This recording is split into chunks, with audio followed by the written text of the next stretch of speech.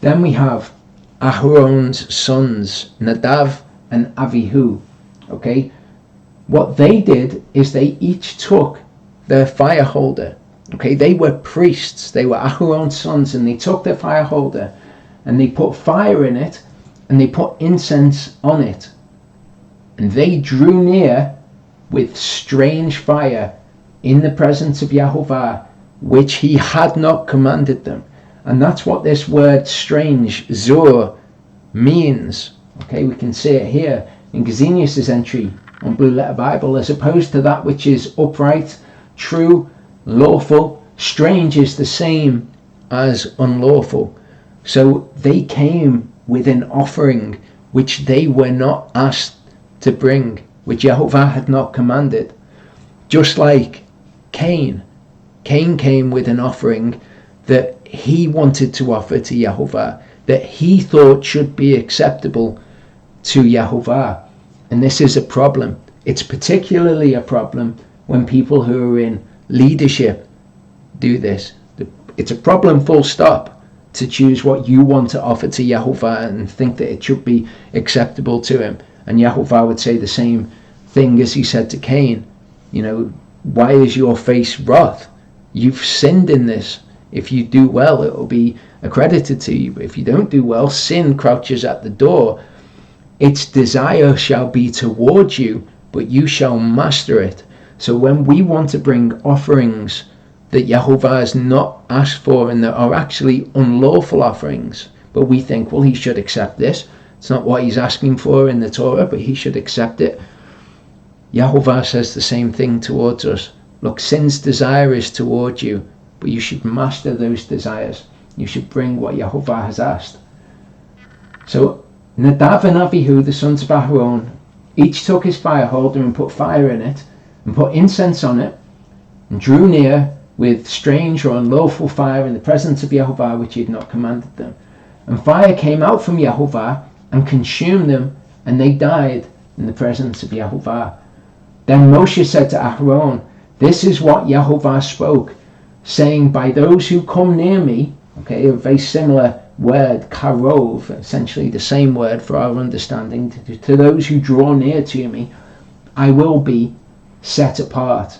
And in the presence of all the people, let me be esteemed. And Aharon was silent. Now I've put in here, you'll see, bring it across, Ekadesh is the word there. We know that the verb is to kadash. It is to set apart. The reason I've put in the modified word here is to show you how those things work. When you use Blue Letter Bible, you can look up all the instances of kadash, and sometimes when you're looking at a passage, it will tell you the word is kadash. If you went on Blue Letter Bible and looked at this passage, it would tell you that the word used there is kadash, but that's not the word that's written in the Hebrew. The word in the Hebrew is ekadesh, which is a modified form of kadash. So always remember when you're using Blue Letter Bible that you're missing a lot of information. All you have is what the word is unmodified. And when you modify kadash as ekadesh, it means I will be kadashed, if you like. And we'll see another good example of this in the Greek later on. But this is very important for us to bear in mind, that when we are looking at when a word is used, there's so much more information about that word. And sometimes the translation that we would like to choose from the list isn't the correct translation based on how the word is modified. In the Septuagint, it doesn't say Moshe said this to Aharon and Aharon was silent. Okay, he's saying, look, this is what Yahovah meant when he says, I will be set apart by those who come before me, those who draw nigh to me. Okay, and that's how we are to treat Yahovah. When we come before him, we are to treat him as set apart. And if you come before him unclean in the physical, the warning is always, don't do that lest you die. And these people died as well. So we would want the same when we're bringing spiritual offerings before Yehovah. Okay, he has to be holy. We have to treat him as holy. And when we get into the second part, we're going to see what happens when Yehovah is not treated but as holy in the way that he describes by his leadership. So in the Septuagint, it says that Aaron was pricked in his heart, and that's always an idiom for he was convicted about it, basically. So I think this is probably the more likely translation. Whether he was silent in the face of having been corrected or whether he was convicted, kind of the same, but I think that this is more likely as a translation. In Numbers 16, 8-11, we see something very similar to this. Okay, Aharon's sons are priests. You don't really get any higher up than the high priest than being a priest. They got to draw near to Yehovah and bring the offerings to make atonement for the children of Israel. It's an important position for them to have. But what they wanted to do, or what they did, is they offered something that Yehovah had not asked for. We see something very similar with Korach. Moshe said to him, "Hear now, you sons of Levi." So they were Levites. Okay, and Levites would minister in the set apart place, in Yehovah's dwelling place. They'd minister there. But they weren't happy with that. They wanted the priesthood. So it's very similar to what we see when members of the priesthood wanted to do their own thing and bring unlawful fire before Yehovah. Is it little to you that the Elohim of Yisrael has separated you from the congregation of Yisrael to bring you near to himself, for you to draw near, for him to draw you near to himself, is what the modified word means, to perform the service of the dwelling place of Yehovah and to stand before the congregation to serve them? So do you count this as something that you lightly esteem, that Yehovah has given you this place in his body? Do you lightly esteem that? Because you've got to do this thing, and this is absolutely an important role that you've been given, but you're lightly esteeming it. Now that he's brought you near to himself, you and your brothers, the sons of Levi, with you, and now you seek the priesthood as well.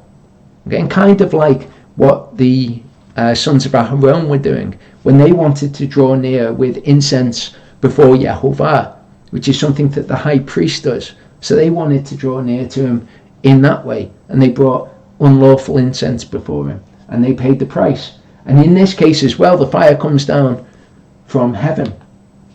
Therefore you and all your company are set against Yehovah, and Aharon, what is he that you grumble against him?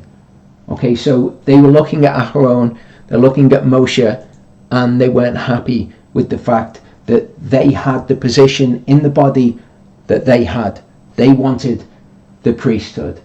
Okay, but it says here in verse 11 that they are set against Yehovah, because it's not Moshe and Aharon who set themselves in that position. It was Yehovah who did this, and he set these people in this position. This is from rabbinical tradition, which is not something that we follow. Okay, and that's not why I've included this, because I think that they've got some great insight that we should all be learning from rabbinical tradition. But the characteristics that they ascribe to Korah are very similar to characteristics that people have now when they look at their position in the body, and they look at, say, the leadership in the body, and they say things should be different to how they are. Or they look at Yehovah's authority and they say that Yehovah is wrong in the things that he says. So this says, a poor widow had a field. When she came to plough it, Moses forbade her to plough it with an ox and an ass together when she began to sow. Okay, so the animals can't be unequally yoked to plow the field. And that is something that Moses' law says. And this actually gives us an insight into how people misunderstand Yehovah's law. Yehovah gave it by the hand of Moshe, but it's not Moshe that came along to stop the poor widow. It's actually Yehovah who would stop the widow from doing this, because it's against his law. Okay, but this is the sort of thing that people do. They look at Moses and they say, well, Moses is wrong in asking people not to do this. What if someone was a poor widow and they only had these two animals and they had to get the job done by the end of the day, or whatever else people do when they try to engineer situations in which following Yehovah's law would not be a good thing to do. Okay, it says, when she began to sow, Moses forbade her to sow it with mingled seeds. The time of harvest, Moses ordered her to leave unreaped the corners of the field, and not to gather up the gleanings, but to leave them for the poor. He furthermore demanded the heave offering for the priests and the tithe for the Levites. The woman sold the field and purchased ewes in the hope that she might live undisturbed. So what is the connotation, the implication here? It's that Moses' law was disturbing her, that it was getting in the way. Okay, she had to bring an offering for the priest, she had to bring a tithe, she had to leave the corners of the field for the poor of the land, and all of that was to her detriment. How could she possibly follow the law of Moses? She's going to have to stop, and she's going to have to buy sheep instead. Maybe that will be easier for her to have the sheep. However, when the firstling of the sheep was born, Aharon appeared and demanded it as his due. Aaron doesn't do that. The leadership doesn't demand this as their due. But that's how these people see these things. And it's often how people see it when the leadership says, no, we've got to do things this way. We've got to do the law of Moses. People think, well, it's just them getting in the way and it's them doing it. But it's not. It's Yehovah's law. And to engineer these situations and imagine situations in which doing that might have bad consequences is actually blasphemy against Yehovah. Because what blasphemy is speaking against the name of something. Okay, when you blaspheme something, you speak against its name. That's what the literal meaning of to blaspheme is. So when you engineer situations in which the name of Yehovah would bring about something that was unjust perhaps, or undesirable, what you're doing is you're blaspheming his name, because we know that Yehovah's law is perfect and it's good and it's true. It's good for us to do. That's his name, that doing his law is good. So it is blasphemy to engineer these sorts of situations in which there would be a bad outcome. At the shearing time, Aharon reappeared and demanded the first of the fleece of the sheep, which according to Moses' law, Yehovah's law, was his. He reappeared again and again with new demands till the long-suffering woman slaughtered the sheep and in her anger consecrated it to the sanctuary. So there you go, all of it can be given to the sanctuary, all of it can be given to the priests. Therefore, everything went to Aharon. Such men, Korah concluded, are Moses and Aaron. Now, I'm not suggesting for a second that this is what Korah actually said, but this is a very good example of what people do when it comes to Moses' law. Either they blame the people who are carrying it out, or maybe are benefited by the law, like Aaron's going to be benefited by being given the fleece of the sheep, so they say, oh, it's all Aaron's fault. Or they blame Yehovah.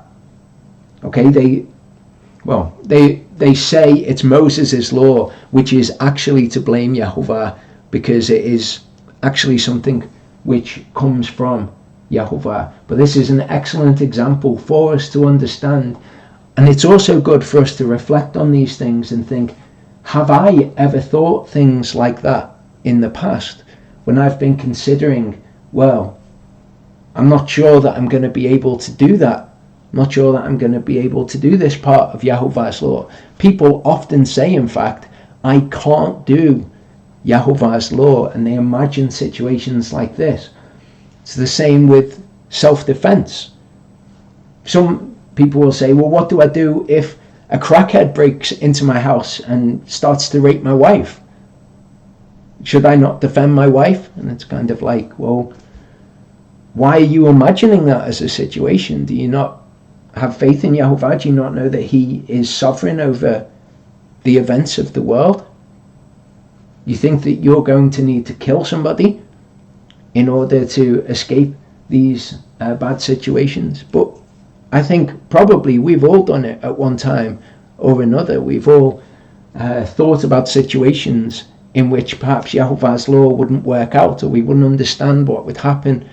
So it's good for us to reflect on this and see these things as aspects of ourself, because we can see what comes from this line of thinking.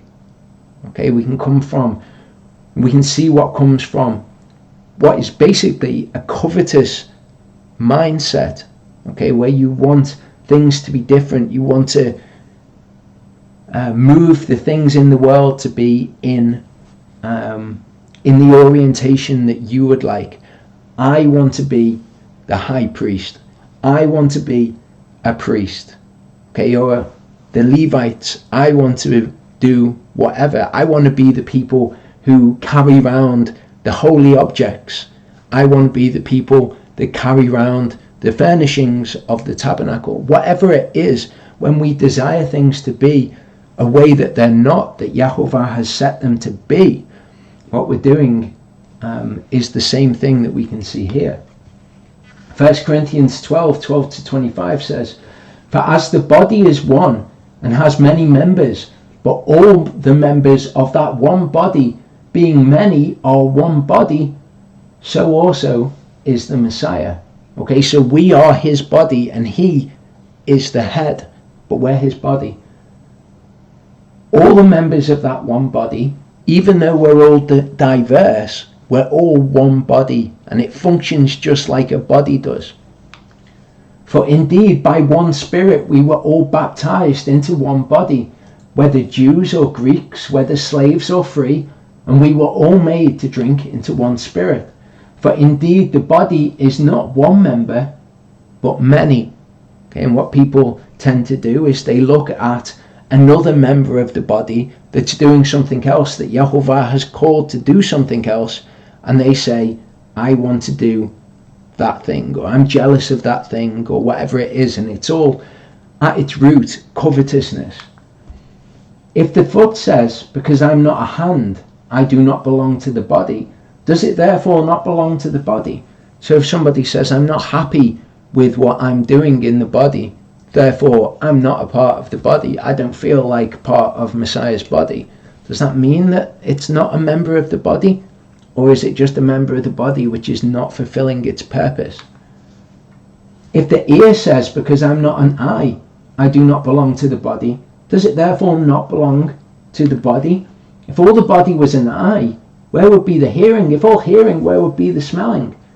Okay, so if somebody looks and says, I want to be the eye, or I want to be the ear of the body, if all of the body was that one thing that that person wanted to be, then the body wouldn't function, would it? It would just be a big eye or a big ear, and it wouldn't be able to do the things that it needs to do, like to walk or to touch or to smell or whatever else the body of Messiah needs to be able to do, to talk. But now Elohim has set the members, each one of them in the body, even as he pleased. So we're not to look at other members and want it to be different. Just like we're not to look at the things in the world and want them to be different and to be covetous of something that somebody else has. It's all the same mindset which we're seeing here. If they had all been one member, where would the body be? And now there are indeed many members, but one body. And no member of the body is any more important than any other member of the body. Without them, the body wouldn't function. So they're absolutely important. But if they were the only member of the body wouldn't function at all. So they're no more important than all the other bits of the body which make it function together. And an eye is unable to say to the hand, I have no need of you. Or again, the head to the feet, I have no need of you.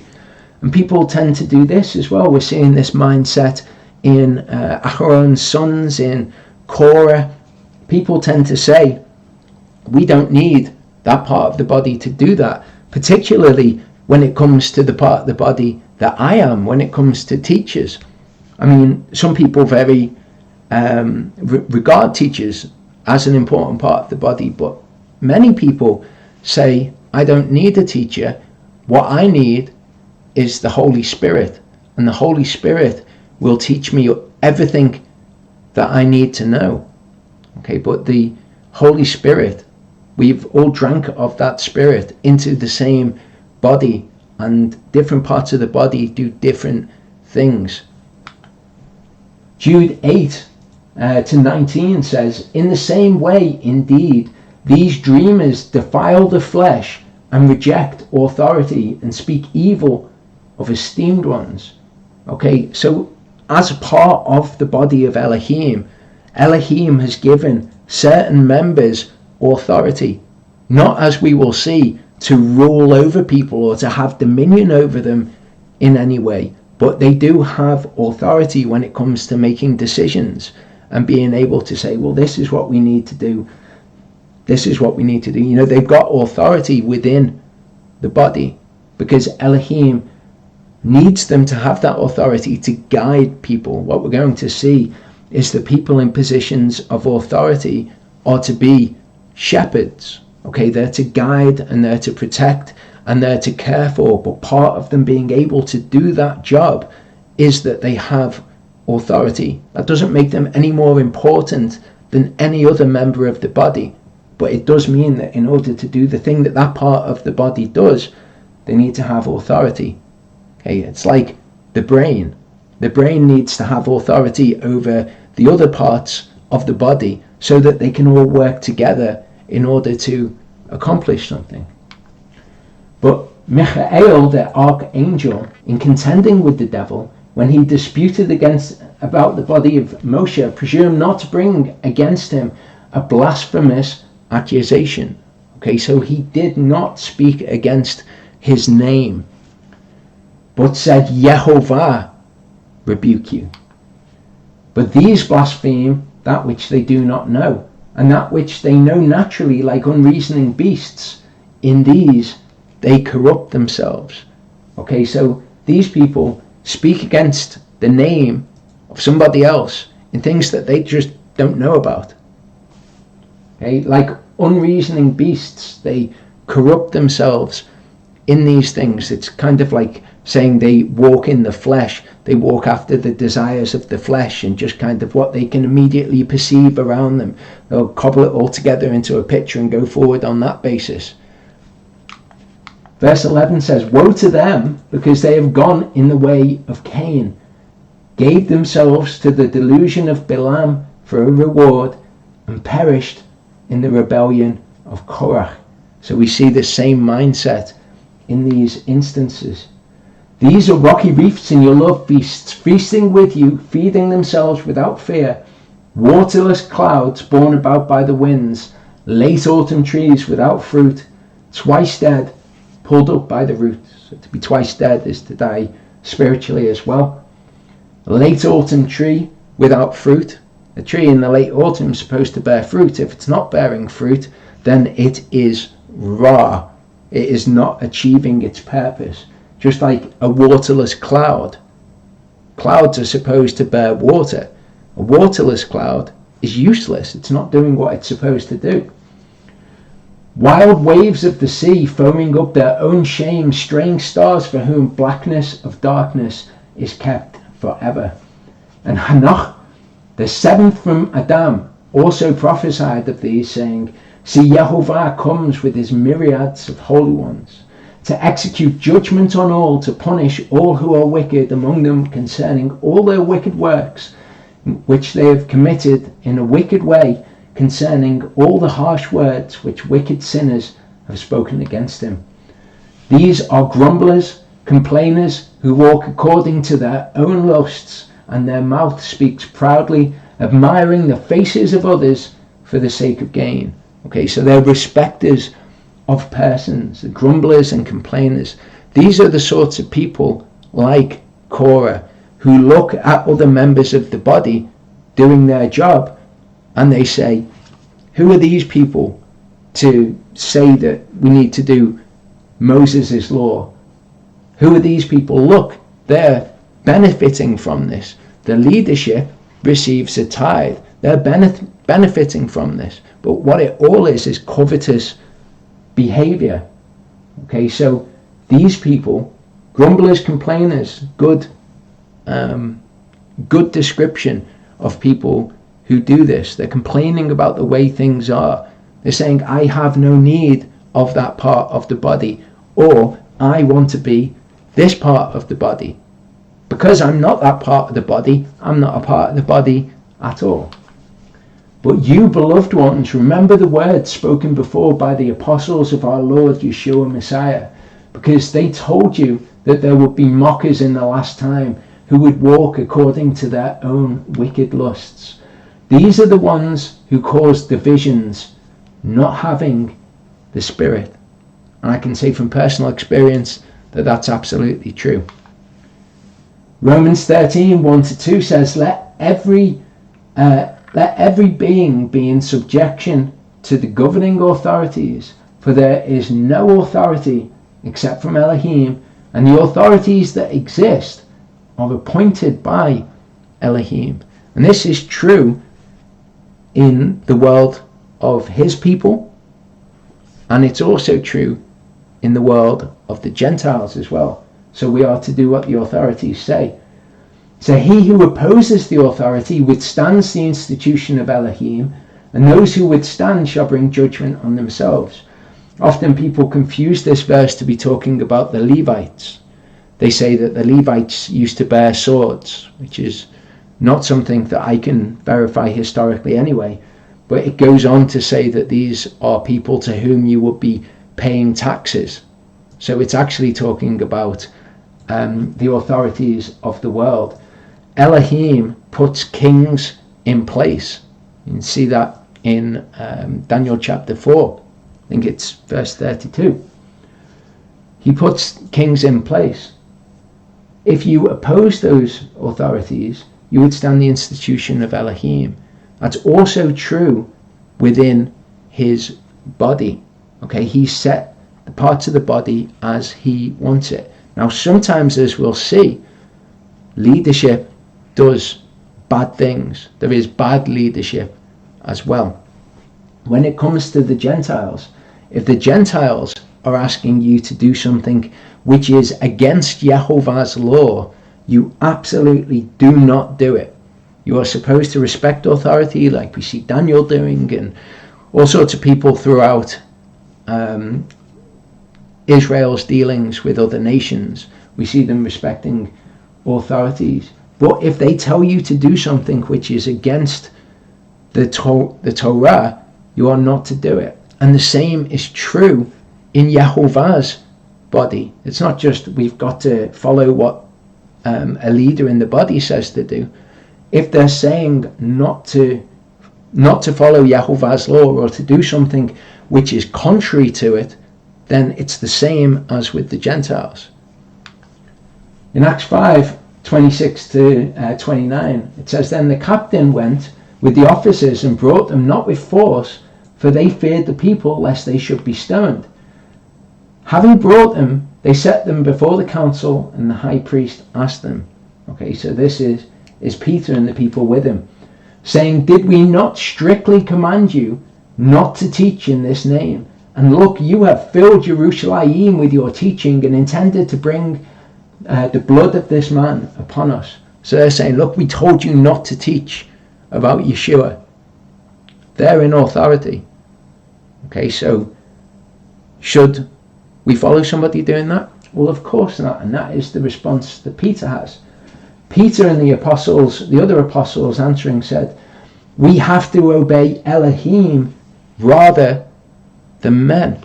And that's true in a situation where a wife is subject to her husband. It's true with leaders of a congregation. It's true of the Gentiles, people who are in authority in that regard as well. Whatever it comes to, we follow Elohim rather than men. Okay, we don't call men our teachers in that instance. Elohim is our teacher. And we'll see how that corresponds with what Yeshua said as we'll go on. 1 Peter 2. Okay, so this is Peter again. Peter has just said, or we just read that Peter said, we ought to obey Elohim rather than men. In 1 Peter 2, when he's writing to people like the Galatians and other congregations, he says, be subject to every institution of man because of the master, whether to the king as supreme or to governors as to those who are sent by him for the punishment of doers of evil and a praise for those who do good. And this is something that people misunderstand as well. They think, well, if the person in authority is not punishing evildoers or praising those who do good, then we don't listen to them. What Peter is actually referring to is the fact that Elohim sets up in the kingdom of men rulers, and it says in Daniel 4 that he sets up over them even the basest of men. Okay, even the worst, the lowest of men, he sets up over them, because he set them up for the punishment of doers of evil. Okay, so if people have bad government, it's because the nation is not a good nation. A praise to those who do good. So when a nation is doing good, he gives them a good authority. But that doesn't mean that if we get a bad one, we have to disobey them, unless they're telling us to disobey Elohim. Peter himself, the man who said we ought to obey Elohim rather than God, tells us to be subject to every institution of man. Because such is the will of Elohim, that by doing good you should put to silence the ignorance of foolish men. Okay, we had a situation like this recently. Okay, there's obviously everything that's happening with the coronavirus at the moment. So we were faced with a decision. Do we have Passover regardless? Well, if men had told us not to meet together, and Elohim has told us to meet together, we ought to obey Elohim rather than men. But as you might have noticed, we didn't actually meet. So why not? The reason that we didn't meet, and we debated this, we discussed it as to what we should do, is because with the coronavirus, it's something which is directly for the protection of the vulnerable. Okay, those who might be more susceptible to the virus. That's why we're not meeting and being in close contact with one another, because a virus doesn't spread itself. A virus needs people to be in contact with one another, and people can spread it when they're asymptomatic. So maybe before you know that you're infected. Some people don't show any signs of infection whatsoever. So if we were to just say, well, we don't appear to be sick, we're going to meet together, that might well be putting people further down the line in danger. Okay, it might not be you, but you might go to see your mum who's ill, or whoever, and you pass it on to them, or you pass it on to one of their friends, and it causes death further on down the line. We can say, well, we're under Yehovah's protection, and that is certainly true. But we don't test him in that. We don't put ourselves in a position where we are potentially having greater transmission of a virus which is killing people, and particularly killing the vulnerable. So we actually had to consider all of these issues very recently, and that's why we're doing the Torah portion from here today, why we did Passover. I mean, praise Yah, we could still do Passover when we were isolated anyway, but that's why we're doing these things. But these things are very important. It says here, because such is the will of Elohim. Okay, the Torah is the will of Elohim, but also this is the will of Elohim, that we would be subject to the authorities that he himself, in his power and in his wisdom, has put in place.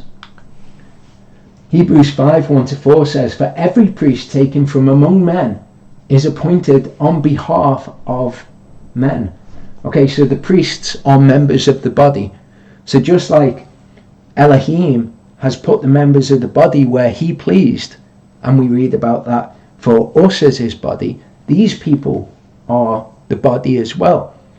The priests, when they're acting properly, would be doing what Yehovah wants them to do on behalf of the people. The same is true for any position in the body that you can think of today.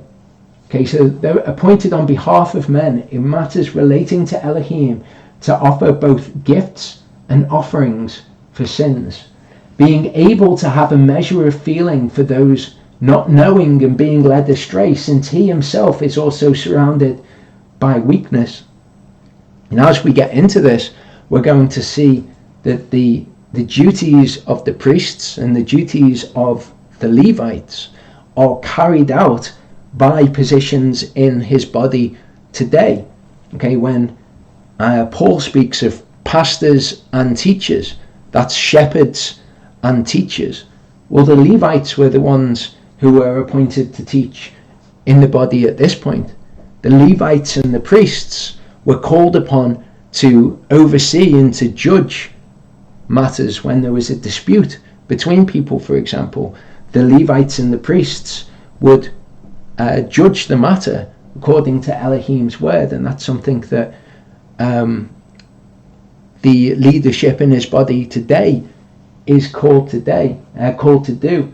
So in a way, as the priest here is able to have a measure of feeling for those not knowing and being led astray, being surrounded by weakness, so also the people in his body today that do those roles, they're able to relate to people. They're able to see where people are coming from with things, to instruct them in the word as is appropriate. Verse 3 says, and on account of this, he has to offer for sins, as for the people, so also for himself. So that's what we saw Aaron doing. Okay, he had to offer for himself before he offered for the people. No one obtains this esteem for himself, but he who is called by Elohim. Elohim puts people in positions of authority. Okay, just like the priest as well had to offer for his own sins as well as for the people. It's the same with the leadership. Okay, the leadership were called out of sin to walk in Messiah. Okay, they are not sinless people either. They're not people who don't exist in the flesh. They're not people who are not subject to the desires of the flesh. They're to be a good example in what it is to master sin's desire toward you. But they're not sinless people. They're not spirit beings or anything like that. So it's the same as what is being said here. In Luke 22:24-27, we see Yeshua instructing his disciples in something very important. It says, and there also took place a dispute among them as to which of them seemed to be greater. Okay, Yeshua's disciples were certainly brought into conformity with where he was at along the time when he was teaching them. They were all debating among themselves as to which one of them was greater, kind of thinking that they're missing the point of some of the things that he's saying sometimes. And he said to them, the rulers of the Gentiles rule over them. And that word rule, we're going to see in a couple of different passages. We're going to see it used of what overseers of fellowships are to do over the people. They're to rule over them. But this word isn't the English word rule. This word is the Greek word kuriuo. Okay, kuriuo. Rulers of the Gentiles, kuriuo over them. And those who control them, those who exousiazo them, are called workers of good. And we'll look at those words in a minute. Because when the overseers of a fellowship are to rule over people, English word, it's a different word in the Greek, which is very revealing, and we'll look at that word at the same time. But not so with you. Let him who is greatest among you be as the youngest. Okay? When it's talking about great and young here, it's talking about kind of like societal position, and we'll see that as we go on. The leader as one who serves. And the word there for serves is diakoneo. Diakoneo is the verb from which we get the Greek word for deacon. People who are familiar with the King James Bible might be familiar with what bishops and deacons are. Okay, but they come from this word, diakoneo, which is to serve. So the leader is to be the one who serves people, not to be as the rulers of the Gentiles who kuriuo over them, who exousiazo them. For who is greater, the one who sits at the table or the one who serves? So that's what it's talking about with greatness. Okay, it's not like I'm so great. It's like, but who has the higher position? The one who is serving the person sitting at the table or the one who is being served? He says, is it not the one who sits at the table? But I am in your midst as the one who serves, the one who diakoneos. Now to look at those words, kuriuo, we can see here, let me get onto the screen, to be lord of, to rule, or to have dominion over. Okay, to, in the definition here, have dominion over, be lord of, to execute lordship over. So it's to have dominion over somebody. That's what the rulers of the Gentiles do. Exousiazo means to have power or authority, to use power, to be master of anyone, exercise authority over anybody. You can see there in the definition at the bottom, to control, exercise authority upon, bring under the power of, or have the power of, to hold the body subject to one's will. So it's to have the rulers of the Gentiles have dominion over them, and they bring them into accordance with their will. To bring things into accordance with your will is actually what you will find if you read a book on magic, as to what the definition of magic is. We think of magic as, like Harry Potter and that sort of stuff. But magic is actually to bend somebody to your own will, or to bend the environment or the world to your own will. Okay, so Yehovah obviously doesn't do that. He doesn't bend anybody to his will. He wants people who choose him of their own free will. And the people who he gives authority to lead the body to, he doesn't want them bending anybody to their will either, or trying to bend anybody to Yehovah's will. Okay, it's different, the approach that these people are to have. The word that they are to employ, that they're to do, is proistemi. Proistemi. You see here, to set or place before, to set over, to be over, to superintend, to preside over. Not to preside over, having dominion over the people that you're presiding over, though. It's just a job that is given to somebody. I'm going to need you to look after this, to lead this group of people, but not to have dominion or bend them to your will. As we can see here, to be a protector or guardian. Okay, it's to shepherd people, just like a shepherd would. To care for, give attention to. Okay, and we can see at the bottom here, to stand before, i.e. in rank, they are leaders, they have authority, but it's not to have dominion, to control people. Okay, it's so that the body functions by having something which decides the way forward. Okay, that allows for an orderly operation of the body. Okay, to maintain or to be over. So they are in a position where they're in the leadership role, but they don't have dominion over people. They're there to preside over, to protect, to be a guardian, to give aid to care for, and give attention to people so that the body functions in the way that it's supposed to. Matthew 23, 1-12 says, Then Yeshua spoke to the crowds and to his disciples, saying, The scribes and the Pharisees sit on the seat of Moshe. So on the seat of Moshe, all that could be read is the Torah of Moshe. They couldn't add all of their rabbinical stuff to it. Therefore, whatever they say to you to guard and do, but do not do according to their works, for they say and do not do. So when they're reading the scriptures, do that. But since they say to do the scriptures, but they don't do them themselves, don't allow yourself to be taught by them in that only the word of Elohim. They bind heavy burdens hard to bear and lay them on men's shoulders, but with their finger they do not wish to move them. Okay, all their rabbinical Talmudic law that they added to the Torah. They do all their works to be seen by men, and they make their tefillin wide, and they lengthen the zitziot of their garments. So what they're doing is in order to be recognized by men, to have the acclaim of men. They love the best place of feasts, and the best seats in the congregations. Okay, who's going to have the best seat? Obviously, the leader's going to have the best seat.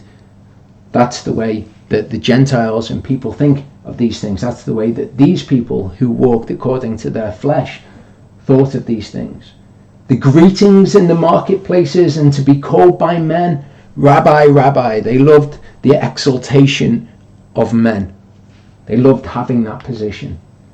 But you do not be called Rabbi, for one is your teacher, the Messiah, and you are all brothers. Okay, so do we make Yehovah our teacher, or do we do the nonsense that men add in? Men are not our teachers. Yehovah's our teacher. He's saying do what they say when they sit in the seat of Moshe, because that's the word of Elohim. But don't go with the nonsense that they add onto it. That is to make a man your teacher. We have one teacher, that is Messiah. And as Messiah's body, we have in Messiah's body teachers who teach by the Spirit, but that's still being taught by Messiah. To go outside of that and to start taking your teaching from men rather than from the body and from the word of Elohim, that is what it is to call a man your teacher. Of course, Yeshua in saying this wasn't contradicting the Torah. We know that for a fact. So when he says call no man your teacher, he's not contradicting the Torah, which tells us that the Levites are teachers. Okay, men can be your teacher, but you don't go after all the extra nonsense which is added on, like the Pharisees were adding on. Don't call any man your teacher. You'll have teachers, it's part of the body, but don't call any man above and beyond Yehovah your teacher. Do not call anybody on earth your father, for one is your father, he who is in the heavens. Again, we know that Yeshua is not contradicting the Torah here. The Torah tells us to honor our father and our mother.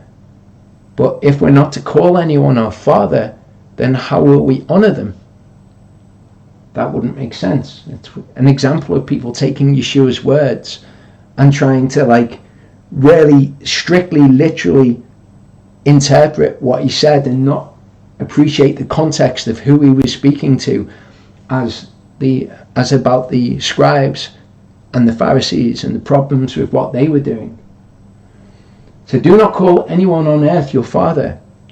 John, in his letters, refers to the people who he's teaching as his children and him as their father, metaphorically. It's not saying don't do that. It's not rebuking John. And it's not rebuking Yehovah in the Torah for referring to people on the earth as our fathers. We are, of course, allowed to call somebody who is on the earth, who is our father, our father. But Yehovah is our father. We don't look to men as the ultimate authority and say, I'm going to take my leading from that man. Yehovah is the father, and all things come from him. Neither be called leaders, for one is your leader, the Messiah. Again, he's not contradicting the Torah, where Yehovah himself appointed leaders in the congregation. And there are many different leaders that we see in the Torah, in fact. When it says one is your leader, the Messiah, he is the one who leads. Part of his body, him, are going to be leaders. But he's the one that we take our leading from, not men. If men start telling you to do stuff which is beyond the word of Elohim, which is in transgression of the word of Elohim, then they are not operating as the authority. Yehovah is the authority, and he's always the authority. So Yeshua is not contradicting the Torah in these 3 points, which he would be if we were to take them as literally as you can read them. The greatest among you shall be your servant. That's what he was telling them in the last passage that we looked at. He shall be your diakonos. Okay, he shall be your deacon. That's what the word diakonos is translated to in other places. The word deacon, you can see where it comes from the Greek, but what it actually means is a servant or an attendant, and we'll get into that. Whoever exalts himself, like the scribes and the Pharisees were exalting themselves, shall be humbled. Whoever humbles himself shall be exalted. 1 Timothy 3 verse 1 says, in the King James Version, you'll notice, this is a true saying, if a man desires the office of a bishop, he desires a good work. Okay, so there is a single Greek word here that is translated as the office of a bishop. The word bishop isn't there at all. Just likewise the deacons, because when people think of church structure, they think of either elders and deacons or bishops and deacons, whatever word is put in for the Greek words, but we're going to look at the Greek words. 1 Timothy 3 verse 1, if a man longs for the position of an overseer, it's the better translation, because the Greek word is episkope. He desires good work. So the position of a bishop or the position of an overseer, the word for that, singular word, is episkope. Here we can see what episkope means. Investigation, inspection, or visitation. Often in the Septuagint and also in the New Testament, it's talking about things like the time of his visitation, when it's words that are similar to or taken from the same root as episkope. The act by which God looks into and searches out the ways, deeds, character of men in order to adjudge them, their lot accordingly, whether joyous or sad. And that's something that somebody in the position of an overseer does. They're called to be judges. When there's matters of dispute or there's matters of Torah that need to be decided, they're the ones who oversee and they're the ones who adjudge these matters. Also, oversight, overseership, office, charge, the office of an elder or the office of a bishop, the office of an overseer, the overseer or presiding officers of a Christian church. That's how Strong's interprets that this word is used in the Bible. But this is somebody who oversees, and we'll see that from the words that it comes from. Okay, so episkopos is somebody who does episkope, right, the office of an overseer. So somebody who has the office of an overseer is an episkopos. When you see os on the end of words, like when we were looking at wisdom, we saw Sophia was wisdom and Sophos was ones who were wise. That's talking about ones who do a verb or are associated with a concept.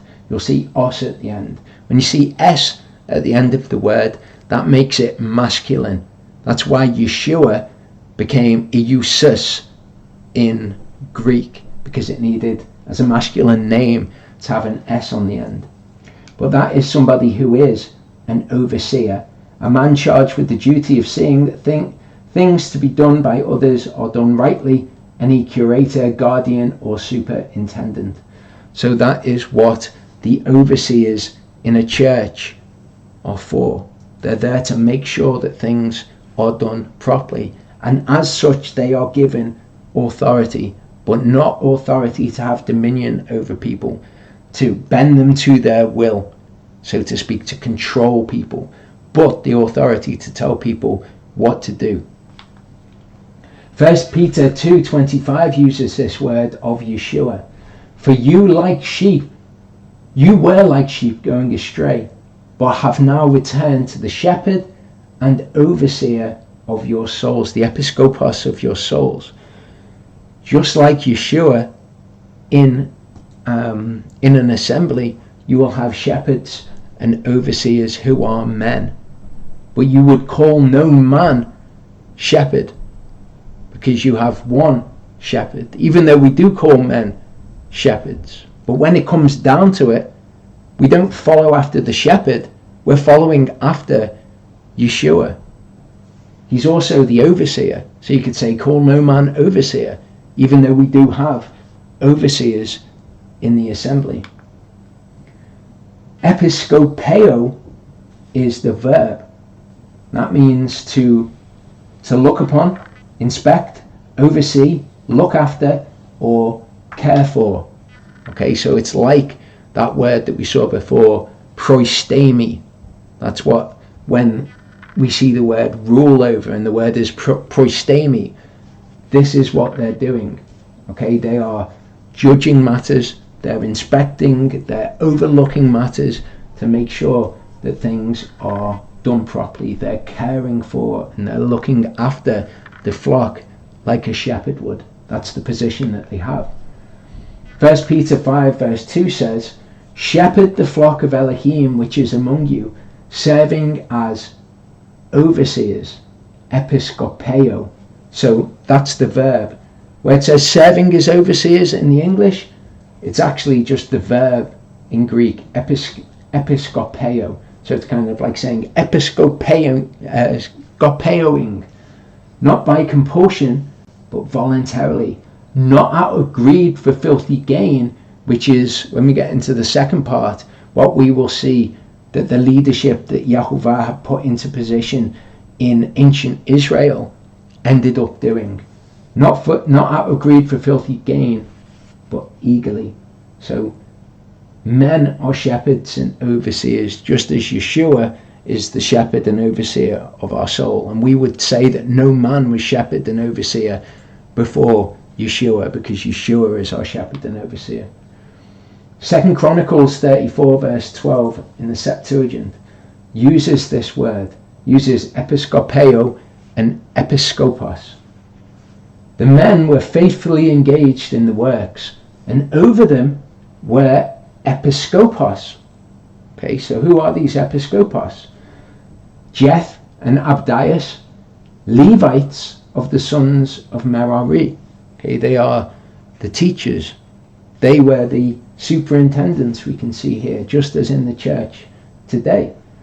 Zacharias, Mosalam, the sons of Kaath, that's Koath, the Kohathites, appointed to oversee, episkopeo, and every Levite, and interestingly it says here, everyone that understood how to play on musical instruments, because part of the Levites is they had people who played musical instruments, just as Charlie does, funnily enough. Okay, the word that they come from, the verb that episkope comes from, or episkope comes from, is episkeptomai, rather. It's a verb that means to look upon, or after, to look after, to inspect or examine with the eyes, in order to see how he is, i.e. to visit, to go to see one, the poor, the afflicted, the sick, to look upon in order to help or benefit, to look after, have care for, to provide for. So we can see what these people are supposed to do. They're not people who've been given authority to have dominion over people and to control them. They're people who do a job in the body which is for a good purpose. And we are not to say of these people, I have no need of you, as we see Korach doing. 1 Timothy 3, 1-6 says, trustworthy is the word. If a man longs for the position of an episkope, or if a man longs for the episkope, he desires a good work. An episkopos then should be blameless, the husband of one wife, so they weren't allowed to have more than one wife. That doesn't mean that they have to have a wife. Yeshua is an overseer. Paul was an overseer. They didn't have wives.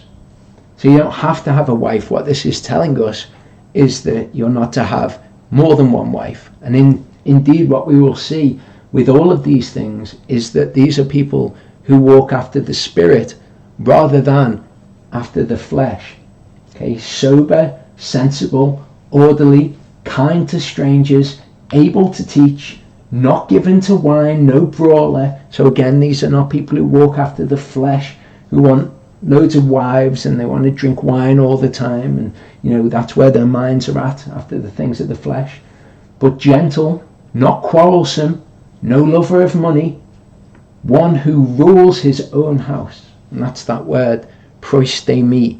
Okay, proistemi is to care for, to have authority over, but in a way that is to care for rather than to have dominion over.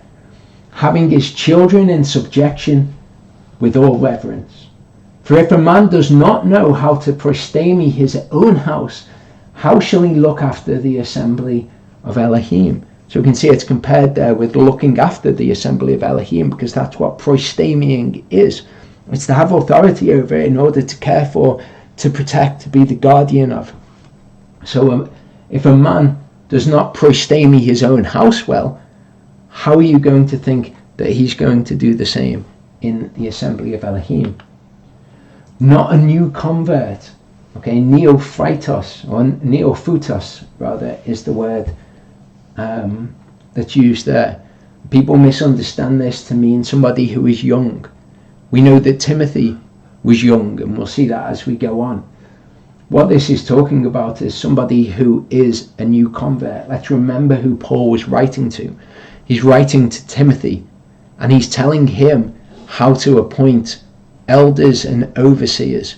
So he's saying, because remember the church was spreading at the time, and Timothy would have to, when a new group started up, Timothy would appoint an overseer, and these are the criteria to do it by. Also the criteria that we should follow, obviously, but not a new convert. So not somebody who's just come to the word of Elohim, okay, lest he become puffed up with pride and he falls into the judgment of the devil. In verse 10 of 1 Timothy 3, we see the office of the deacon referred to in the King James Version, the diakoneo. Diakoneo is a verb, and as we can see from here, it means to be a servant, an attendant, a domestic, okay, so somebody who would wait at a table. There's actually some interesting wordplay in the Greek in Acts 6:2, where it's talking about Should we leave the word of God to go in diaconeo tables? So here, to be an attendant, to wait upon. Okay, so it's to be a servant to somebody. Diakonos, again, you'll notice the os ending there, is somebody who does that thing. Okay, one who executes the commands of another, especially of a master, a servant, attendant, a minister. Okay, the servant of a king. That is a diakonos. So that's what deacons in the church are. They're servants.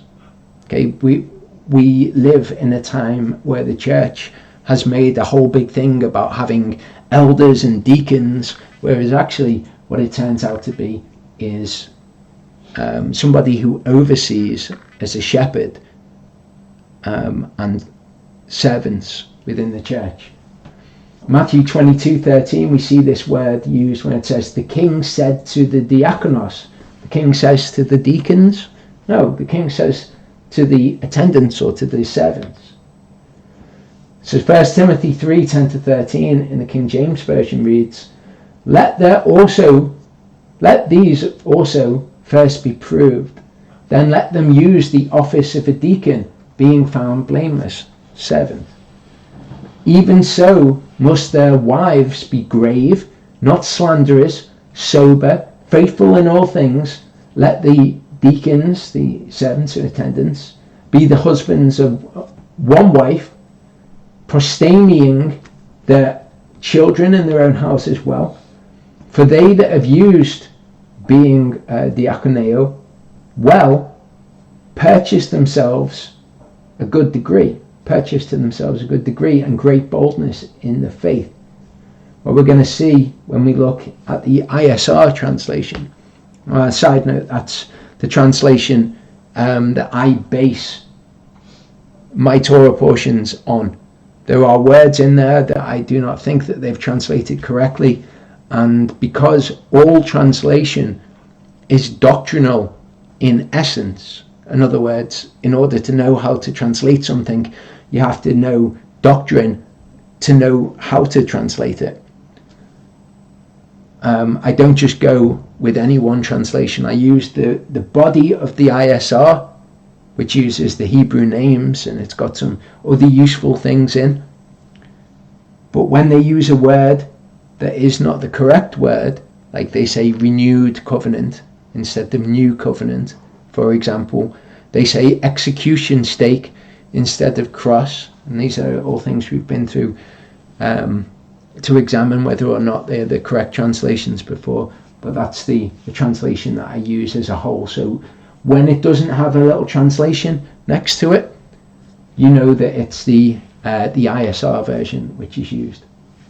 In Philippians 1:1 in the ISR, it says Shaul and Timothy, servants, and that's a different word. It's a synonymous word, which is doulos, of Yeshua Messiah, to all the set apart ones in Messiah Yeshua who are in Philippi, with the episkopos and the diakonos, the overseers and the attendants in the church. So this whole passage, so that we can now understand what is being said. Trustworthy is the word. If a man longs for the position of an overseer, an episkope, he desires a good work. An episkopos then should be blameless, the husband of one wife, sober, sensible, orderly, kind to strangers, able to teach, not given to wine, no brawler, but gentle, not quarrelsome, no lover of money, one who prostames his own house well, having his children in subjection with all reverence. For if a man does not know how to prostame his own house, how shall he look after the assembly of Elohim?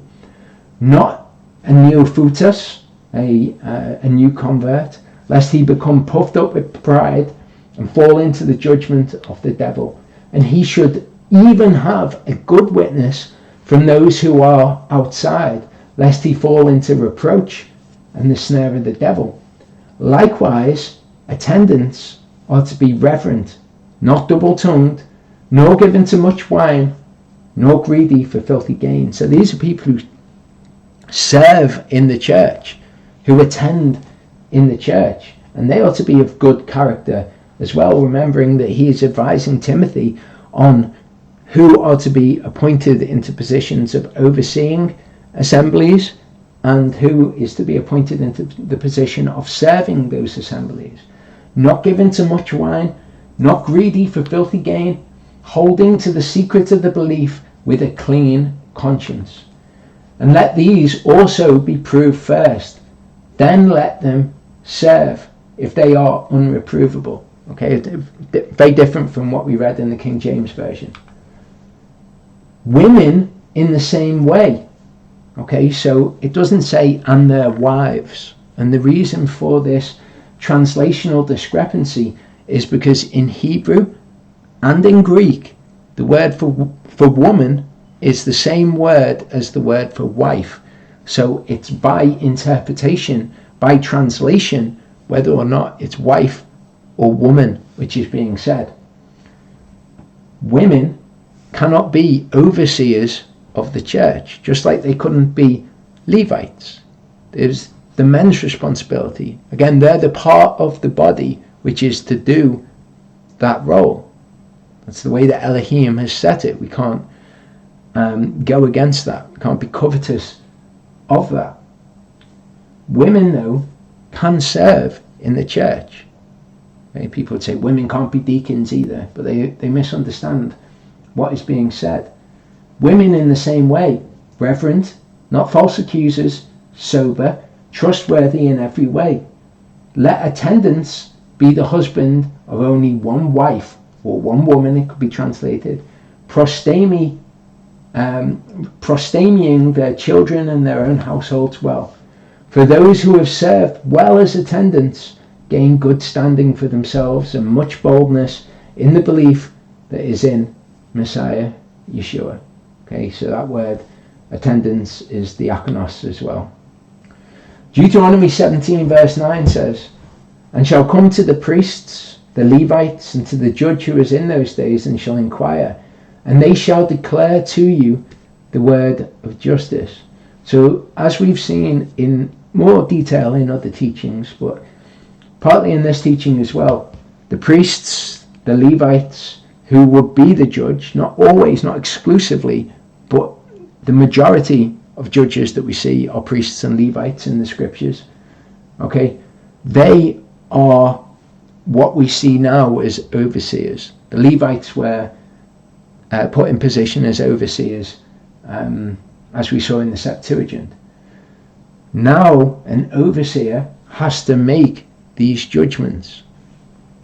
It says they shall declare to you the word of justice. That's the word of mishpat. So another important element of being an overseer is knowing the word of Elohim, being able to teach and all of those things. Because you're to declare the word of justice to people. We know what his mishpatim are, his justices.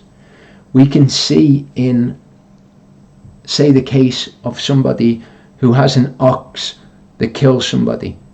If they weren't previously in the habit of goring, then that person is not killed. The ox is killed because blood has to be shed by the animal that shed it. But if that ox was known to gore people beforehand, then that person would be guilty. Okay, so we can take that principle and we can apply it in different situations.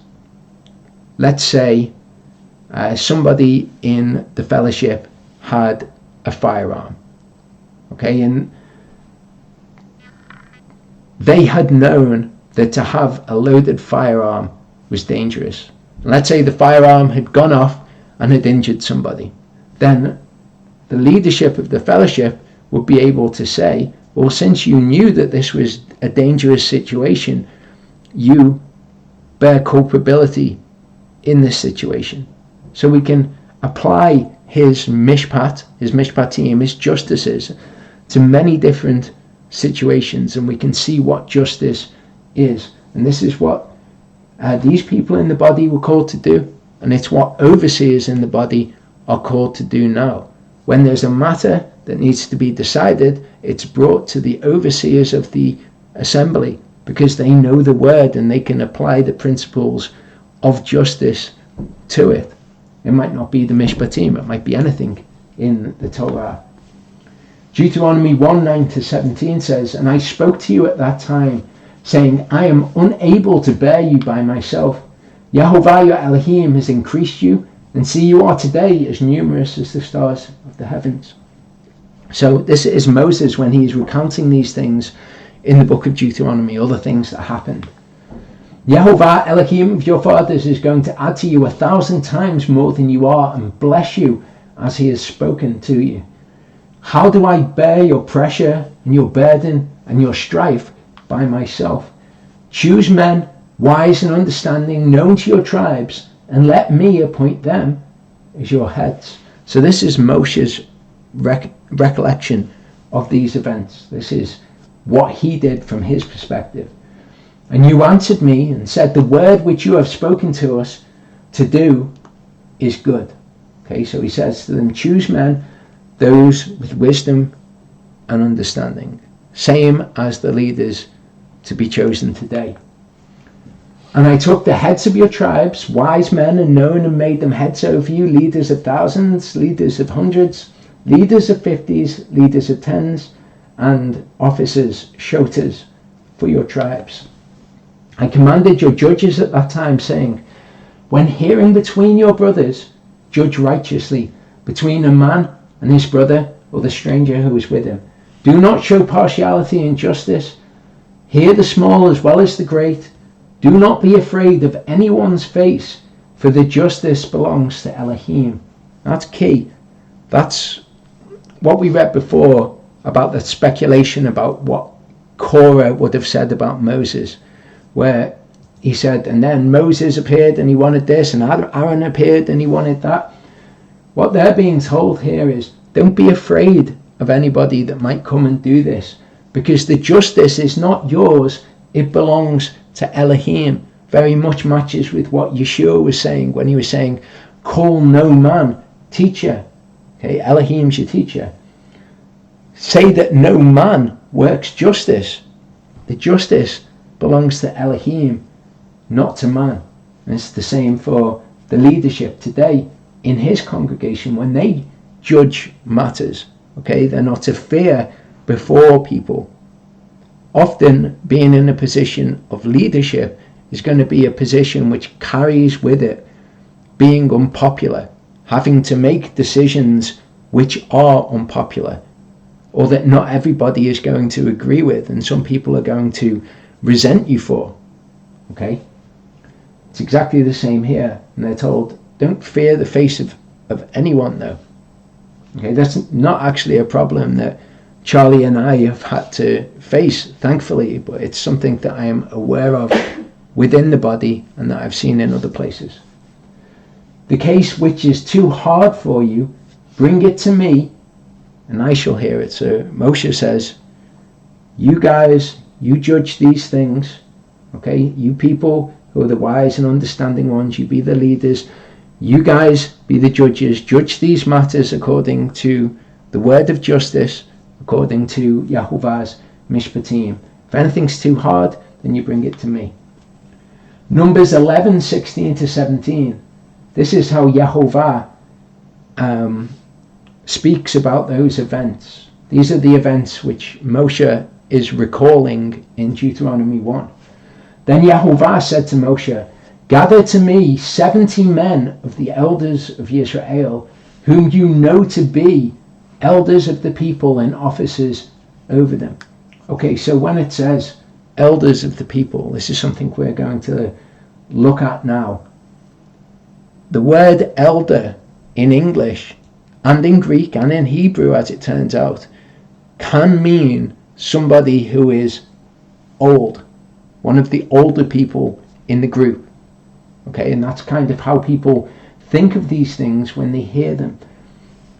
Notice it says here, those who you know to be elders of the people. So it's according to something that Moshe knows about the people. It's not their age. He didn't say go and get all the old people together. That's not what he's saying.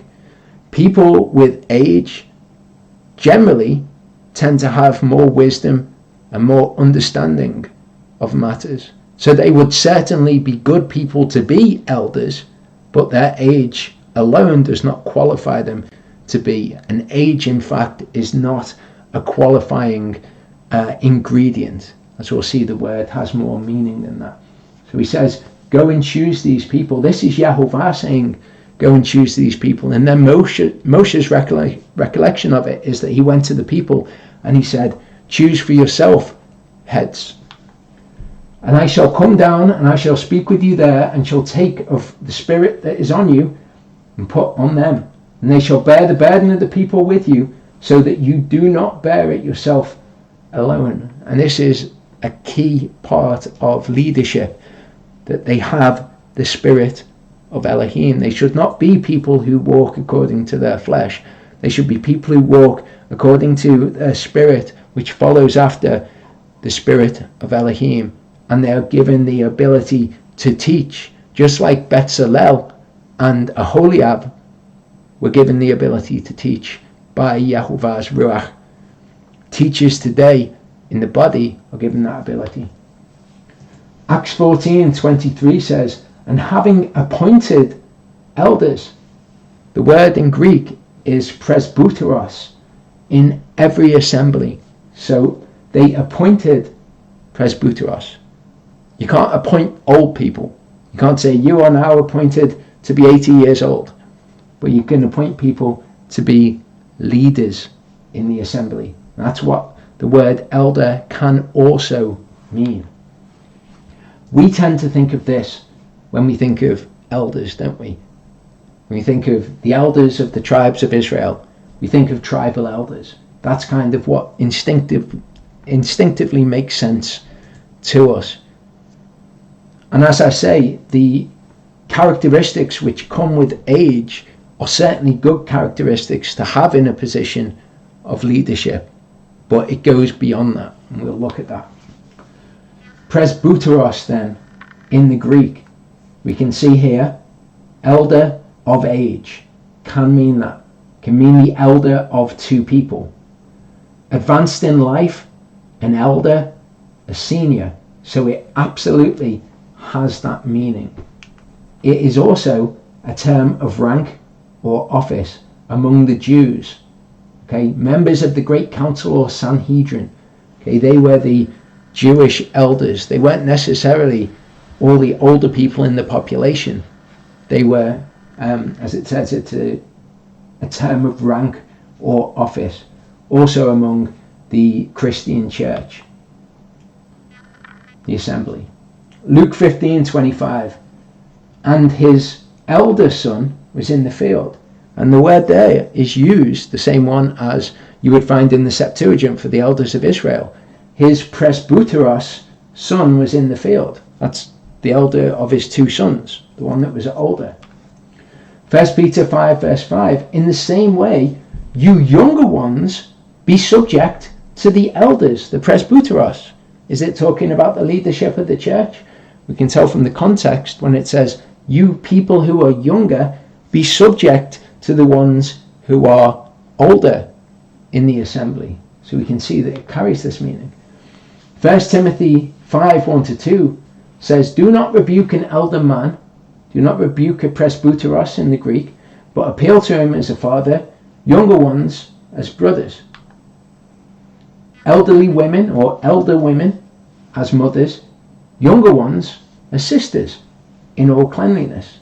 Okay, so do not rebuke a presbyteros, appeal to him as a father. Again, not going against call no man father. Different. The father is Yahovah. Do not rebuke a presbyteros. And it says here, appeal to him as a father. This is the good example I was talking about, where we need to understand how a word is modified to get proper sense from it. If we just look at every time presbyteros is used, we can see that it's used in both of these verses. But one is talking about a man and one's talking about a woman. And that's to do with how the word is modified. One is modified to make it masculine, and one is modified to make it feminine. It's the same root word, presbyteros, and that's the word that you'll find in Blue Letter Bible if you go there, but there's much more to be understood. But whether it's an elder man or an elder woman, depending on how it's modified, we can see this is an example of speaking to somebody who is older. Appeal to somebody who is older as a father or as a brother if they're male, as a mother or a sister if they're younger and they're female. In Job 32, 6-9, Elihu, son of Barachel the Buzite, responded and said, I am young in years and you are aged. Therefore I was afraid to let you know my opinion. I said days should speak and many years should teach wisdom. But truly it is the spirit in man and the breath of the Almighty that gives him understanding. The multitude are not wise, nor do the aged understand justice. So what he's saying is, what is important when speaking to people is not your age. Yeah, it is important, but it's not the overruling thing. It's wisdom and it's justice. Okay, understanding justice. The multitude are not wise. Just because you get a load of people who think something, that doesn't mean it's wisdom. The aged do not understand justice. Doesn't mean nobody who is aged understands justice. It means that just because somebody who is aged, it doesn't mean that they understand justice. Where that comes from is the spirit in man and the breath of the Almighty. Okay, it's Yehovah's Ruach, and that's what's important in leadership as well. 1 Timothy 4 verse 12, Timothy is told, let no one look down on your youth. This is the same person that's being told how to appoint elders in the congregation. Let no one look down on your youth, but be an example to the believers in word, in behavior, in love, in spirit, in belief, in cleanliness. That's where the qualifications to be a leader come from. Timothy was young. Genesis 50 verse 7, we see the Hebrew word for presbyteros, and that word is zakein. Yosef went up to bury his father, and with him went up all the servants of Pharaoh, the zakein of his house, and all the zakein of the land of Mitzrayim. Exodus 3:16, go and you shall gather the zakein of Yisrael together. Okay, so he's told to go and gather the zakein, the elders of Israel. I find this picture interesting, representing Moses and Aaron gathering the elders together, because you can see that cultural understanding of them being old in the picture. Not necessarily the case though. Okay, we saw the ones who were gathered together as elders. They were the ones who were wise and understanding, those who were known to be elders of the people, those who were known to be leaders among the people. Numbers 11 verse 16, then Yehovah said to Moshe, gather to me 70 men of the elders of Israel, the zakein of Israel, whom you know to be zakein of the people and officers, the ones who you know are going to be good in this position. Not go and gather all of the elder people of the children of Israel. Deuteronomy 1:15, I took the heads of your tribes, wise men, and known. The word for known there is Shem, which means men who were of name. Could be renowned men, perhaps, but men who had a known name, men who were of good name, so to speak. Matthew 15 verse 2 says, why do your disciples transgress the tradition of the elders, the tradition of the presbyteros? This isn't the tradition of the elder people in the society. This is the tradition of the leaders of Israel at that time. Mark 14:53, they led Yeshua away to the high priest, and all the chief priests and the presbyteros and the scribes came together to him. So again, it's a term which is used of leadership. Revelation 5:14, we see the 4 living creatures said Amen, and the 24 presbyteros Okay, these are the council who are in heaven. People have asked before, who are these people? And I don't know. But what I do know is that they're not men of the earth. Okay, these are likely to be angelic, because no man has ascended into heaven except for Yeshua. So this 24 elders are in some kind of, we do hear about the council of heaven, I don't know if it's them, they're in some kind of eldership position in heaven. And again, not because they're old, it's just a term that is used of leadership. James 5 verse 14, is anyone among you sick? Let him call for the presbyteros of the assembly. Again, not the elder people in the assembly, the elders of the assembly, the leaders of the assembly. 1 Peter 5 1-3, therefore as a fellow elder, one Greek word, sympresbyteros, okay, fellow elder, like you get like sympathetic from the same sort of thing, or actually it's sum presbyteros, a fellow elder, and a witness of the sufferings of Messiah, also a sharer of the esteem that is to be revealed. I appeal to the presbyteros among you. So the people that Peter's addressing right now are the elders, and he describes himself as a fellow elder because he was a leader in the church, not because he was getting on a bit. Shepherd the flock of Elohim, which is among you, serving as episcopeo, okay, serving as overseers, doing the verb episcopeo, episcopeoing, not by compulsion, but voluntarily, not out of greed for filthy gain, but eagerly. So we see that it's this leadership position of the overseers who shepherd the flock of Elohim. They're associated with what it is to be an elder here as well. Neither as being masters. This is very interesting. Yeshua said the rulers of the Gentiles, kuriuo over them. Here it says neither as being masters, neither as kata kuriuo.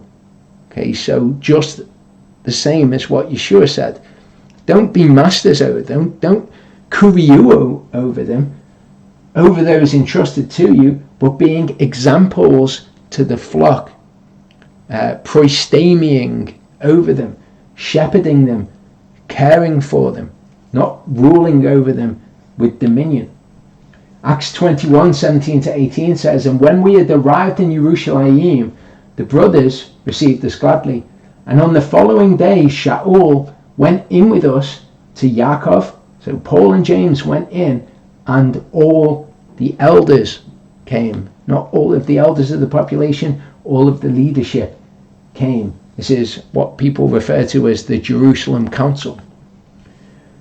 2 John verse 1 says, John refers to himself as the elder, not because he's saying, I'm older than all of you people, but because he is an elder in the assembly.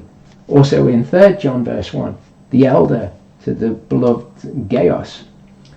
Titus 1:5-14 says, the reason I left you in Crete was that you should straighten out what was left undone, and appoint elders, appoint presbyteros in every city as I commanded you.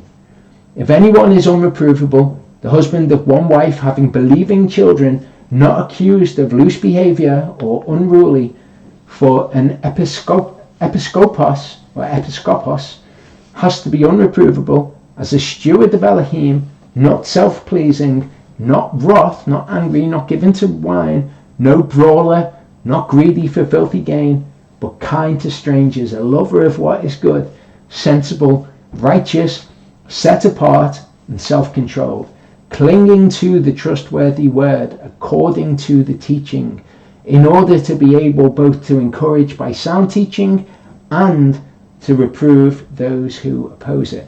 This is very important.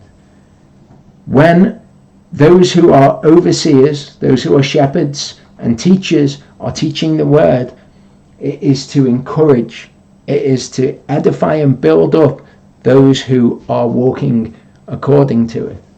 but it's also to reprove those who oppose it. And it's designed to do that. Some people have the attitude of mind that what somebody who is preaching the word should do is make it kind of as palatable and as nice and not challenging people when they're in sin. But that's not what an overseer should do. Okay, it's to reprove those people who oppose the word. For there are many unruly men, senseless talkers and deceivers, especially those of the circumcision. So those who are circumcised by nature, those who are Jewish, whose mouths have to be stopped, who upset entire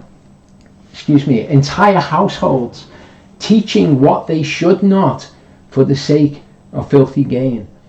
And if people have been to assemblies of Torah keepers, you may well have seen this.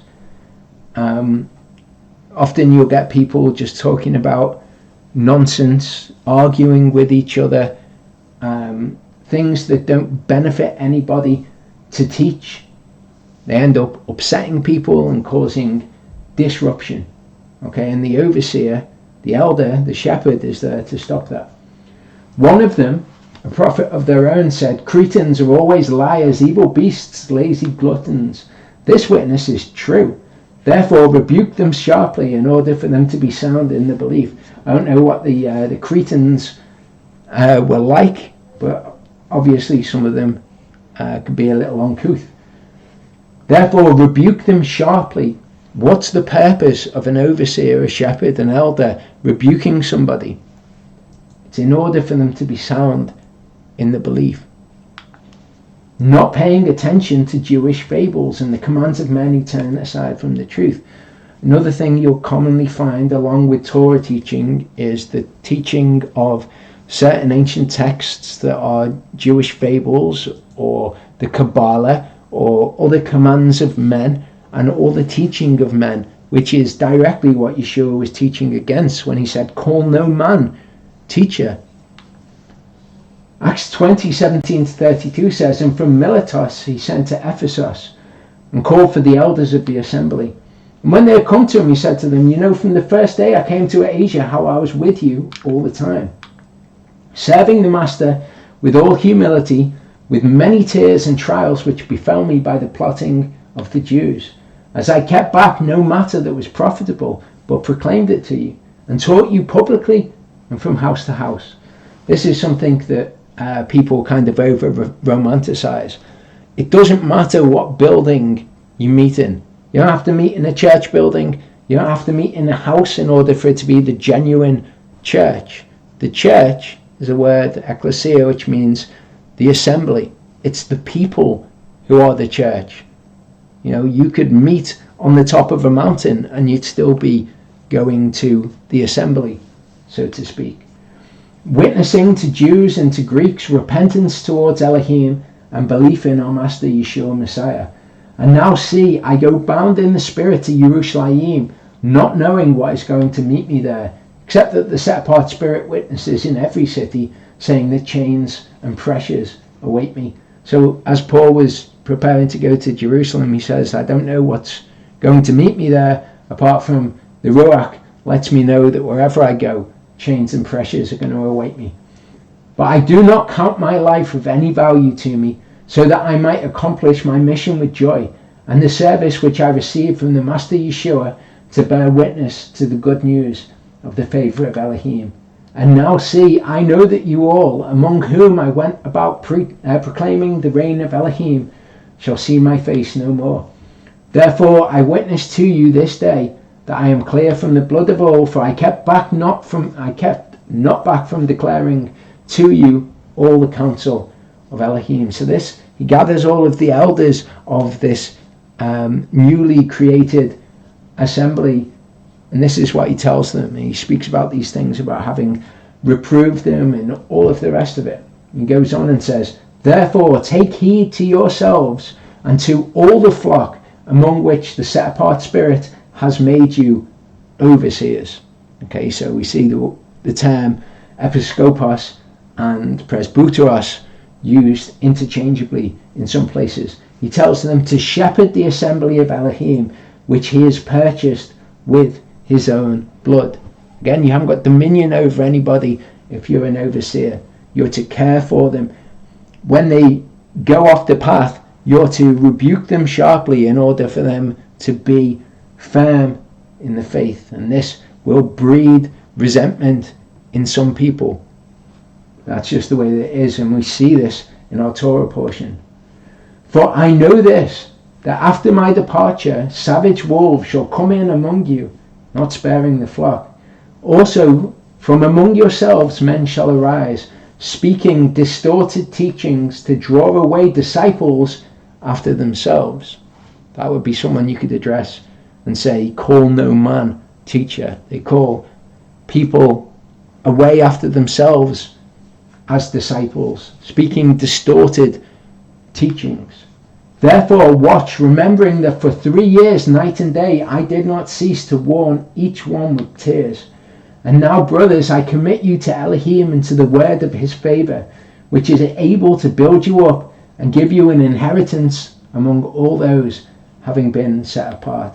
So that's what Paul says when he gathers the elders together and tells them how to oversee the fellowship.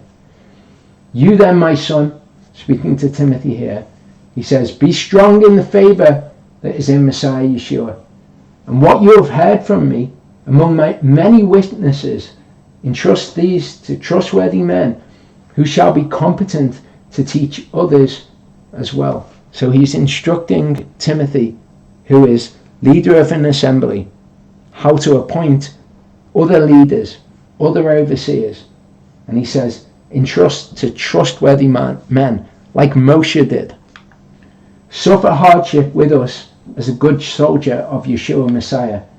No one serving as a soldier gets involved in the affairs of this life in order to please only him who enlisted him as a soldier, obviously Yahovah for us. And if anyone competes in a game, he is not crowned unless he competes according to the rules. Okay, so again, you need to be competing for the crown of life according to the rules. The hard-working farmer ought to be first to receive his share of the crops, as also the Torah says. Think over what I say, for the master shall give you understanding into all this. Remember that Yeshua Messiah, of the seed of David, was raised from the dead according to my good news, for which I suffer hardship as a criminal unto chains, but the word of Elohim is not chained. So I endure through it all for the sake of the chosen, so that they too obtain deliverance which is in Messiah Yeshua with everlasting esteem. Trustworthy is the word, for if we died with him, we shall also live with him. If we endure, we shall also reign with him. If we deny him, he shall also deny us. If we're not trustworthy, he remains trustworthy. It is impossible for him to deny himself. Remind them of this, earnestly witnessing before the master, not to wage verbal battles, which is useless to the overthrowing of hearers. So these are the sorts of things which overseers are to oversee. Do your utmost to present yourself approved to Elohim, a worker who does not need to be ashamed, rightly handling the word of truth. That's often translated as rightly dividing, like there's one word for dividing and then the adjective rightly is used of it, but that's not true. It's one Greek word. Rightly handling would probably be a better translation for that one Greek word. It's properly doing, rightly handling the word of truth. It doesn't mean to divide it up and choose which bit you want to do and which bit you don't. But keep away from profane, empty babblings, for they go on to more wickedness. Their word shall eat its way like gangrene. Humaneos and philetos are of this sort. Somebody once asked me what the difference between speaking negatively of somebody and speaking negatively like Paul does of people who err in the faith. Okay, if somebody is a teacher or they're leading people astray, it is not slander to say that they're doing that. Okay, we can see instances like this in the Torah where you're to execute false prophets and all the rest of it. That's not a problem. It's not slanderous to speak of somebody and say, their word that they're spreading shall eat its way like gangrene. That's not a bad thing to say. Who have missed the goal concerning the truth, saying that the resurrection has already taken place, and overthrow the belief or the faith of some. So these are people that we're to watch out for, particularly that the overseers of a church are to watch out for. People who have these profane, empty babblings, go after Jewish fables and the commands of men and all the other things that are warned about. 2 Timothy 3 says, "But evil men and impostors shall go on to the worst, leading astray and being led astray.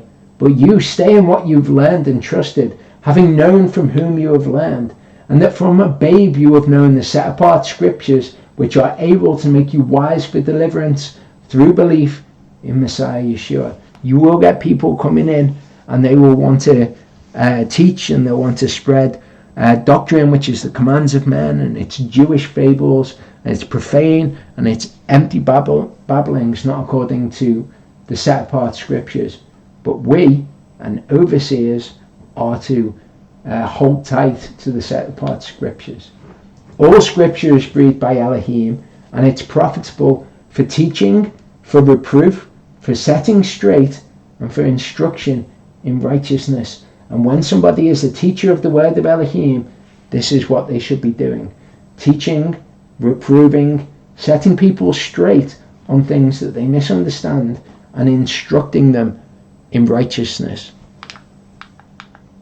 The man of Elohim might be fitted, equipped for every good work. That's the purpose of a shepherd and a teacher, to equip the body in those things. Ephesians 4:11-16 says, "And he himself gave some as emissaries or apostles." That's a word that I would usually change in the ISR to apostles. "Some as prophets, some as evangelists, and some as shepherds and teachers, for the perfecting of the set apart ones, to the work of service, to a building up of the body of Messiah, until we all come to the unity of the belief and of the knowledge of the Son of Elohim, to a perfect man, to the measure of the stature of the completeness of Messiah." So this is what shepherds or pastors and teachers and overseers should be doing, so that we should no longer be children tossed and borne about by every wind of teaching, by the trickery of men, in cleverness unto the craftiness of leading astray. People will get these kind of strange ideas in their head, and they'll hear people teaching about these ideas, and because they are not as equipped as somebody who is supposed to be in a leadership position with the word of Elohim, and has not been put in that position in the body by Elohim for that purpose specifically, they get led astray by various ideas. These things are not profitable for them. These are winds of teaching, or winds of doctrine, as that word can be translated. And people kind of go off into fanciful things, and people are ignorant of the word of Elohim. They might know some of it really well, but in some things they're ignorant of it, and they get romanticized. They romanticize these things. They get seduced and led astray by them, but these things are actually ultimately not of any profit at all. So the leadership that he puts in position are to stop people from being tossed and borne about by every wind of teaching. Okay, when these gusts of teaching come in, people get confused about them. By the trickery of men, cleverness of men, they think these things sound reasonable. That's why the leadership is there. But maintaining the truth in love, we grow up in all respects into him who is the head, Messiah. We are conformed to the image of Yeshua, from whom the entire body, joined and knitted together by what every joint supplies. Okay, he's the head, and every part of his body supplies something different. We're not to covet being another part of the body. I don't covet whatever role in the body. I don't think I should be doing something else. I would prefer it if I was like this. I prefer it if my job was to do this. I prefer it if I didn't have to do that. I don't do that. I understand what's being said here. The entire body is joined and knit together by what every joint of the body provides, according to the working by which each part does its share. If your covetousness of another role in the body, or if you don't think your role in the body is good enough, so you think, I am therefore not the body, you're missing the entire point.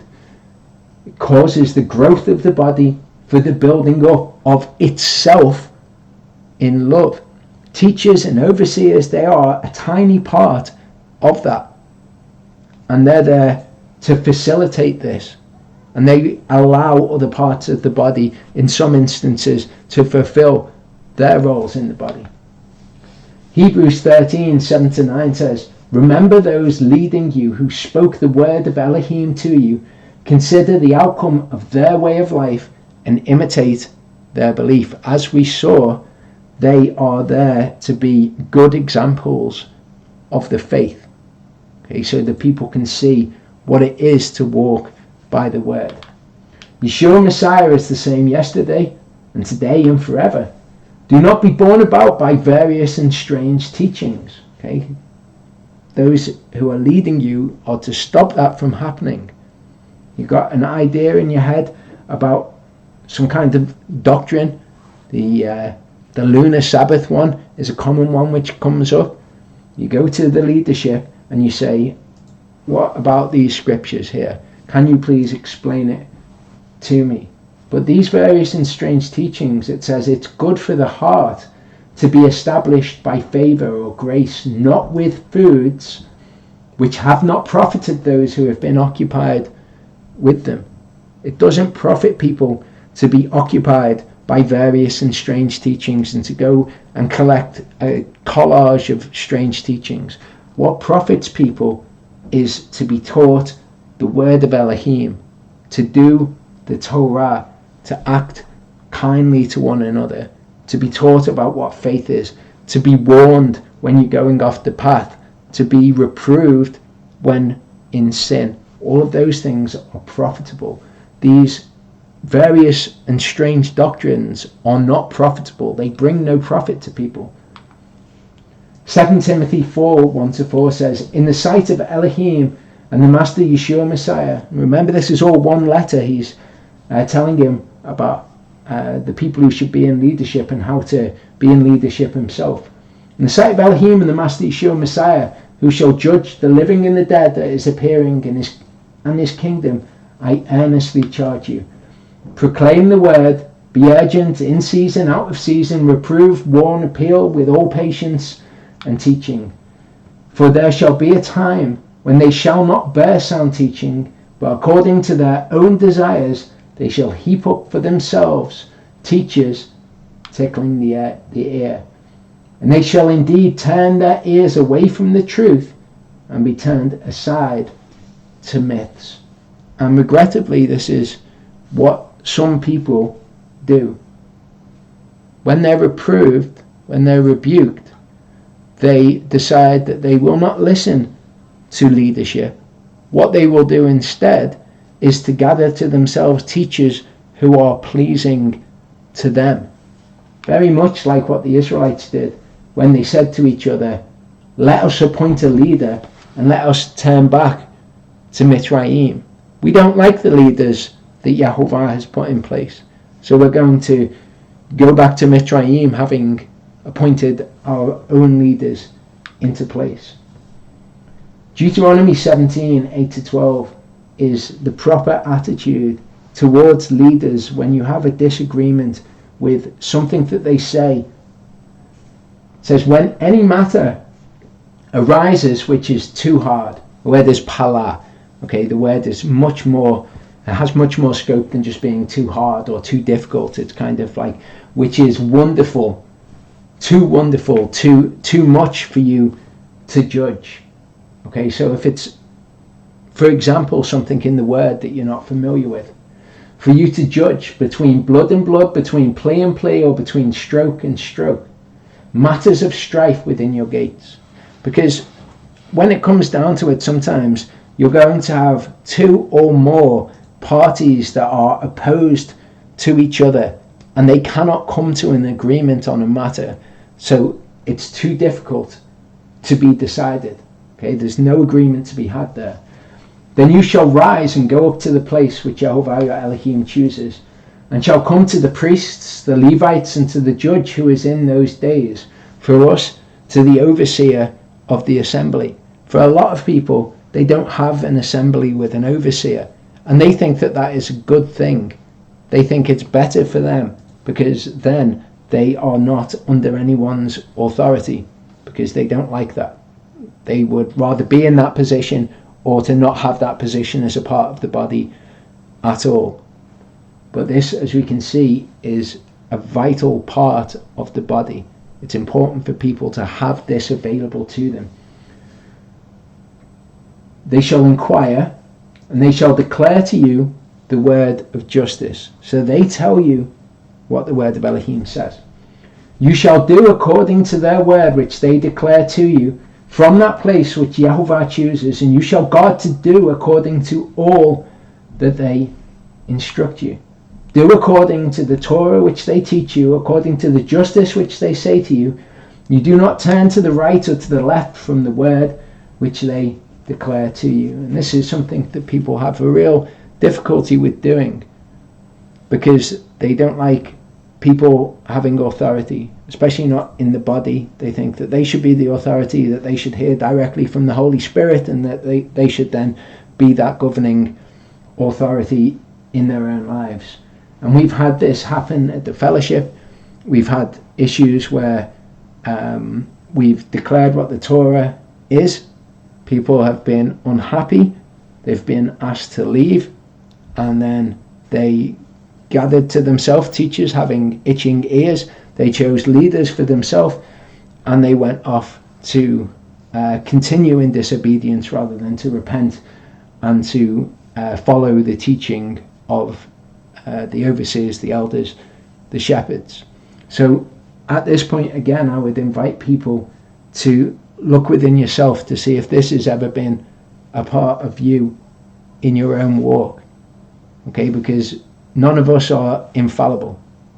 I've had this sort of feeling about authority previously in my life, and after reading the word, I've realized that I have to do what authorities say, even the authorities of the Gentile nations, and I've brought myself into conformity with that. So I would invite people to consider what's being said here, and consider that these people are not put in this position to have dominion over you. They're put in this position actually to help you and to edify the body. And there's always going to be a case where you might have a disagreement with a brother, and you take it to the overseer of the fellowship. In that case, one of you will always think that the overseer's decision is wrong, but that overseer has to have the authority to make that decision, and you have to listen to the decision of that overseer as well, because that's the way that these things work and go forward. Judges were appointed in the same way to do the same thing. One party is always going to disagree, but that disagreement is not sufficient in and of itself to not listen to what has been declared. The man who acts arrogantly so as to not listen to the priest who stands to serve there before Jehovah your Elohim, or to the judge, that man shall die. So you shall purge the evil from Israel. If you have a disagreement with somebody who is in authority about something, the right thing to do is to take the matter to them and to discuss the matter with them. There's absolutely no problem with doing that. There is a problem, though, with us rejecting authority and saying, I don't want any authority in my life. I don't want the body of Messiah to work in the way it was designed to work, and I'm not going to listen to anybody else apart from what Yehovah himself directly says to me through the Spirit. James 3 verse 1 says, "Not many of you should become teachers, my brothers, knowing that we shall receive greater judgment." Because you've got to be able to go to a teacher and to receive the word. If it's a reproof, it's a reproof. But it has to be the word of Elohim. And they have to instruct the body correctly. People all seem to want to be teachers, or at least they don't want any other person to have any kind of authority in the body. They would rather take that for themselves. Numbers 16 verse 3 says, they assembled against Moshe and against Aharon and said to them, "Enough of you, for all the congregation is holy, all of them, and Yahovah is in their midst. Why then do you lift yourselves above the assembly of Yahovah?" So they looked at the leadership. They wanted different positions, and the positions that Moses had related to them, that Yahovah had given to them. And so they said, all of the congregation is holy, and you have lifted yourself up above the congregation. It's not what Moshe was doing, and it's not what leaders in the assembly are doing, unless they're doing it wrong, unless they're not proistemiing, and instead they are kuriuoing over them. They're having dominion over people. Then that person has exalted themselves, like the scribes and the Pharisees. But when you're looking for good leadership, you're looking for people who humble themselves and serve the body and build up the body, encourage the body, bring reproof when reproof is needed, exhort people, maybe be the one to take unpopular decisions, be the one to say things, to point out sin to people. But the whole